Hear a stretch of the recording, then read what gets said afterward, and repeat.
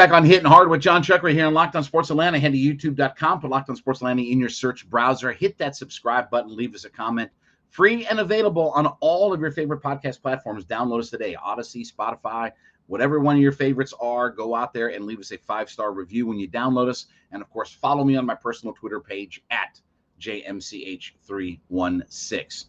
Well, we open up the college football season in earnest this week. Not week 0, but we are officially into Labor Day weekend, and that is the big opening kickoff weekend of the college football season.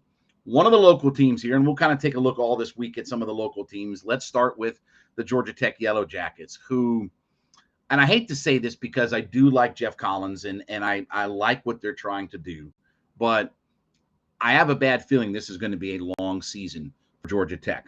So from a schedule standpoint, let's start with that first, okay?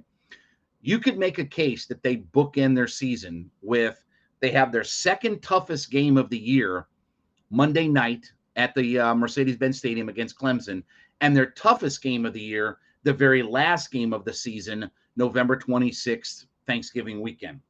So you bookend your schedule of the second hardest team that you're going to play all year to start, and the hardest team, hardest game all year at the very end. Not a very envious position. Then you mix in trips to Central Florida. You mix in a trip. Ole Miss is coming to Georgia Tech. They're coming to Bobby Dodd Stadium. And look, nothing about the Georgia Tech schedule looks very easy.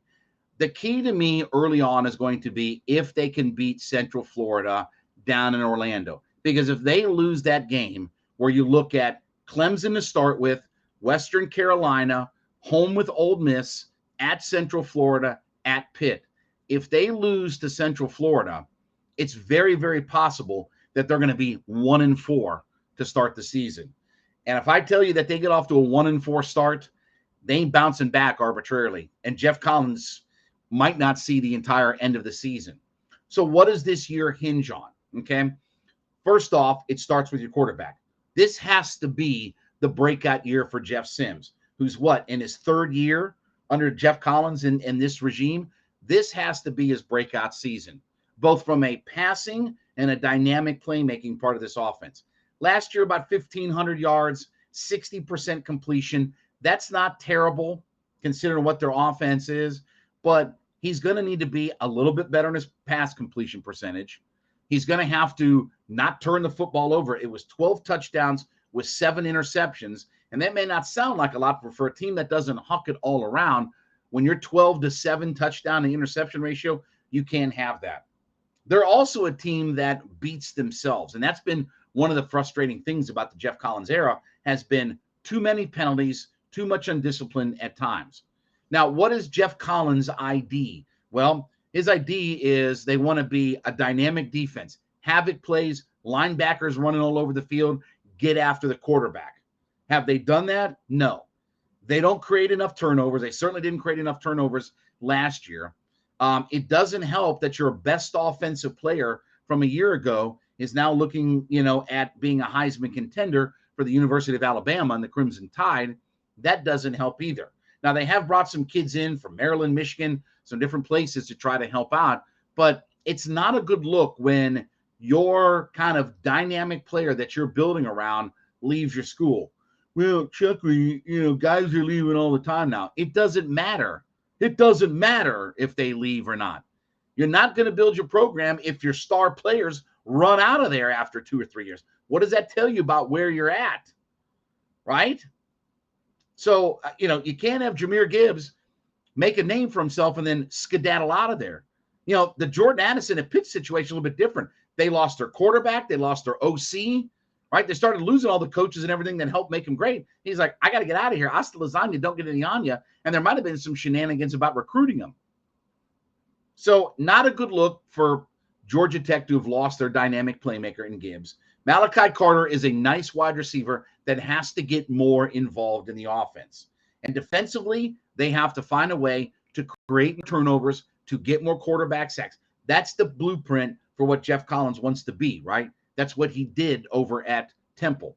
All right, we'll talk more about this in just a second here. But first, let me talk about my friends over at Coffee AM, the best small batch coffee roaster in America. You know, I love these guys. They are up in the Canton area of Georgia. So right here local to us, the best online coffee roaster in America. Listen, here's what they've got going on. You need coffees, you need organic, you need fair trade, you need flavored, you need K-cups, you need this, bada boop, bada beep.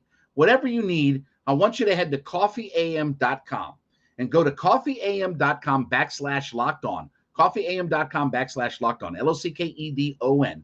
When you get there, go through their extensive menu of coffees. They have teas available. They have gift sets. You need a mug, you need a pug, whatever you need. They got it all at coffeeam.com. And when you put that first order together at coffeeam.com, use the coupon code locked on. So get your order, get to checkout, put the coupon code locked on, LOCKEDON, and you get 15% off that first order. Coffees, teas, gift sets, it doesn't matter. Coffeeam.com. Coffee AM is the best small batch coffee roaster in America. Use that 15% off coupon code today.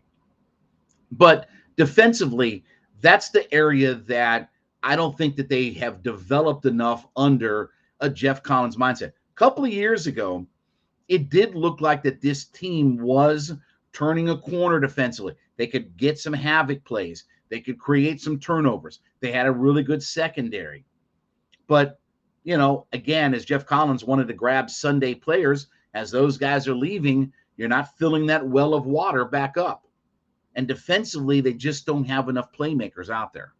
So, you know, again, to me, the Central Florida game early on is going to dictate what this team is going to do. Because, look, Pitt's not going to be an easy game. And I like Keaton Slovis, and I think that Pitt's can still some good things. I don't think they're going to win that division of the ACC. But, look, Florida State looks like they're going to be better. Well, you've got to go to Tallahassee. Going to Virginia Tech is always tough. You'll get Miami at home. Going to North Carolina is never easy. And Georgia, let's just forget all of that. So are there 6 wins on the schedule for Georgia Tech? No. Means you're going to have to upset a team or two. And by the way, in the preseason rankings, right now they have 5 preseason top 25 teams that they have to play. Clemson, Ole Miss, Pitt, Miami, and Georgia. They play the number 3, 4, 16, 17, and 21 teams as of now in America. Can they beat Duke? Yes. Can they beat Western Carolina? Yes. Can they beat Virginia? Yes. But to find 3 more wins on the schedule, you're going to have to go upset somebody. And you're probably going to have to go on the road and find something. If Jeff Sims can have this breakout performance, if he can be 65% completion percentage, if he can throw for 20 touchdowns and maybe only have 5 or 6 picks and not make dumb penalties, and I'm talking about more than Jeff Sims, just their team in general, not shoot themselves in the foot with dumb penalties, not have turnovers on offense. And if they can find a way to create turnovers with their defense, they might have a shot.